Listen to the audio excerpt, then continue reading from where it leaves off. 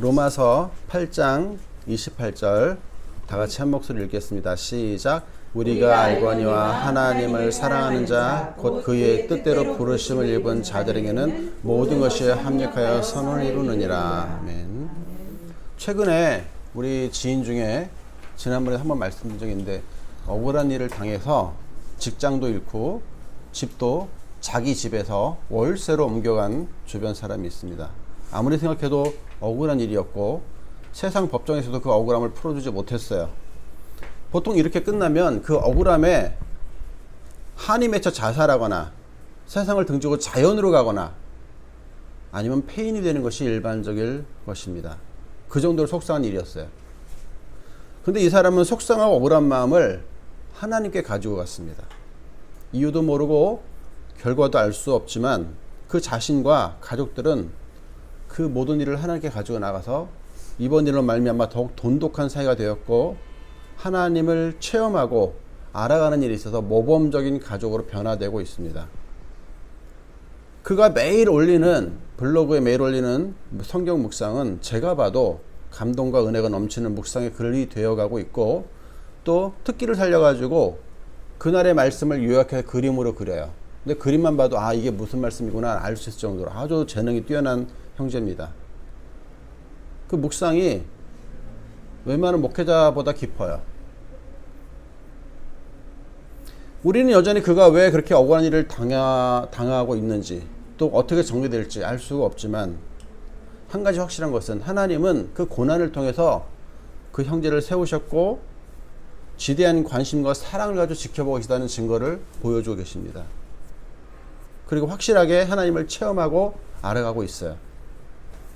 물론 우리는 이런 일들을 듣고 볼 때마다 하나님의 뜻대로 부르심을 입은 사랑하는 자들이 모든 것이 합력하여 선을 이룬다는 말씀이 이루어지는 것을 보게 됩니다. 사랑하는 성도 여러분, 오늘 말씀은 사도 바울이 로마 교회와 다른 주변 초대 교회에 보내는 편지 구절 가운데 한 구절이에요.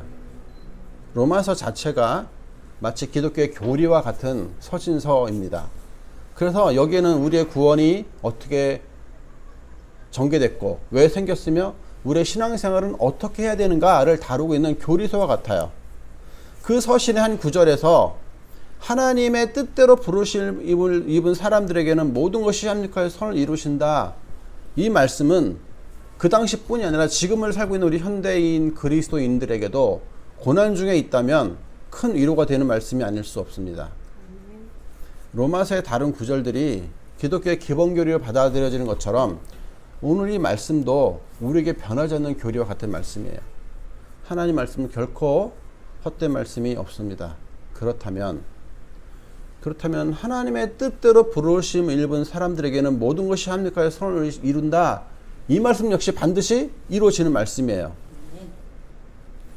사도 바울이 여기에서 우리가 알거니와 라고 시작하는 것은 이미 사도 바울 역시 그런 경험을 하고 있었다 혹은 했었다라는 것을 전제로 하는 겁니다.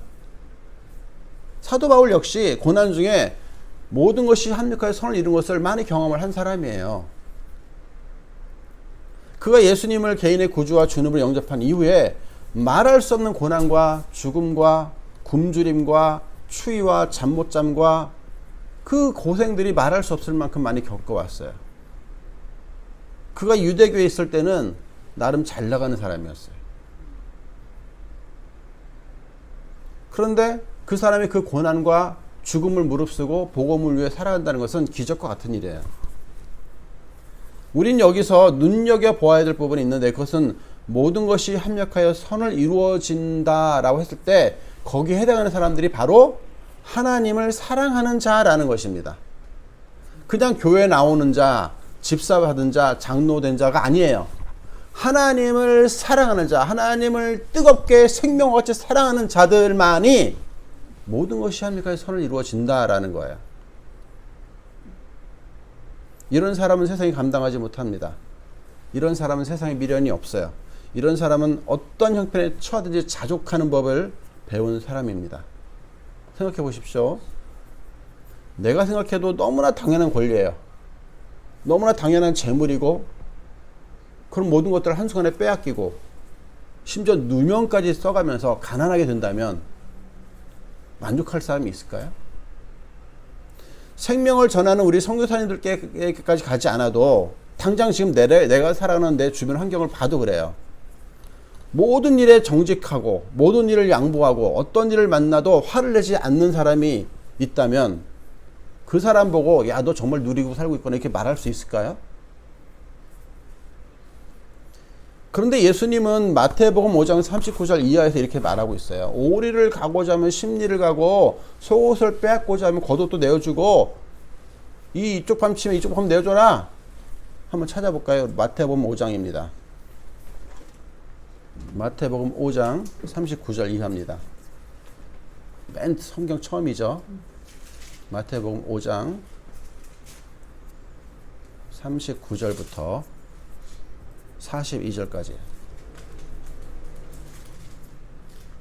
우리 한 목소리로 한번 읽어보겠습니다. 39절부터 시작. 나는 너희에게 이르노니 악한 자를 대적하지 말라. 누구든지 내 오른뺨 팜을 치거든 돌려대며 또 너를 고발하여 속옷을 가지고자 하는 자에게 겉옷까지도 가지게 하며 또 누구든지 너를 억지로 오리를 가게 하거든 그 사람과 십리를 동행하고 내게 구하는 자에게 주며 내게 꾸고자 하는 자에게 거절하지 말라. 아까 제가 억울한 일 당한 형제 얘기했어요. 그 형제에게 이번엔 또 민사소송까지 했어요. 그 악한 사람들이. 뭐라고 그래요? 악한 자를 대적하지 말라. 그 악한 자가 달라고 그러면 내어주라는 거예요. 억울하지만.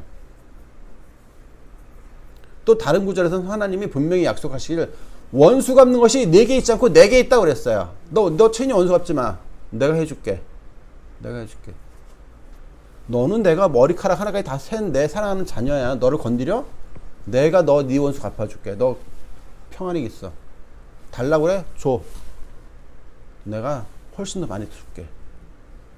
욥의 고난을 보세요. 욥이야말로 억울한 고난이에요. 그는 하나님 정말 평소에 잘 섬겼어요. 하나님을 더 잘 섬기라고 주는 고난이라고 여기지 않을 만큼 잘 섬겼어요. 근데 욥이 마치 그 고난이 끝났을 때 뭐라고 합니까? 내가 전에는 하나님을 귀로만 들었는데 이제는 눈으로 보는구나. 고난이 그런 거예요. 하나님의 부르심을 입은 하나님을 사랑하는 자들이 얻는 고난은 반드시 유익이 있어요. 그냥 아무 이유 없이 목적 없이 고난이 주어진 적이 한 번도 없어요. 하나님은 그 사랑하는 자가 고난 받는 걸 즐겨 하시는 분이 아니에요. 왜 고난을 주시겠어요? 그런 분이 아니에요. 그 위대한 욥조차 그 심각한 고난을 겪으면서 하나님을 만나는 체험을 했다고요. 예수님은 어떻습니까? 우리 주님은 그분 자신이 하나님이에요. 그분이 완벽한 인간으로 오셨어요. 그 완벽한 인간으로서 고난을 피하지 않았어요. 하나님으로서 당연히 권리를 누릴 수 있었는데 그 권리를 누리지 않았고 인간으로서 당하는 고난을 다 당했어요. 왜? 나 하나 건지자고. 나 하나 구원하자고. 그렇게 고난을 묵묵히 참아서 얻은 게 뭡니까? 예수님이? 모든 무릎이 예수님의 이름 앞에 꿇었어요.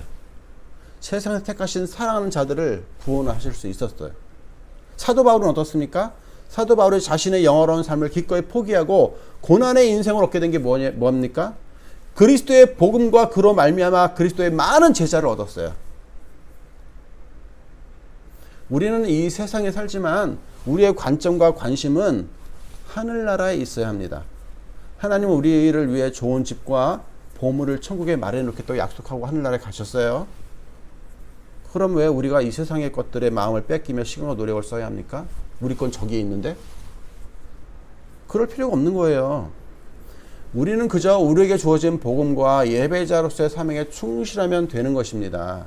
그렇게 살다가 당하는 억울함이나 고난들은 모두 하나님의 해결해 주실 하나님의 소관인 거예요. 내 소관이 아니에요. 내가 잘못해서 벌 받는 거라면 당연히 회개해야 되지만 그렇지 않다면 하나님이 어떻게 선한 일을 행하실지 기대하며 지켜보는 것이 맞습니다. 왜냐하면 하나님 우리 성도들 머리카락까지 다 세셨어요. 제 머리도 이렇게 빠졌지만 하나님 허락하신 그 범위에 빠지는 거예요.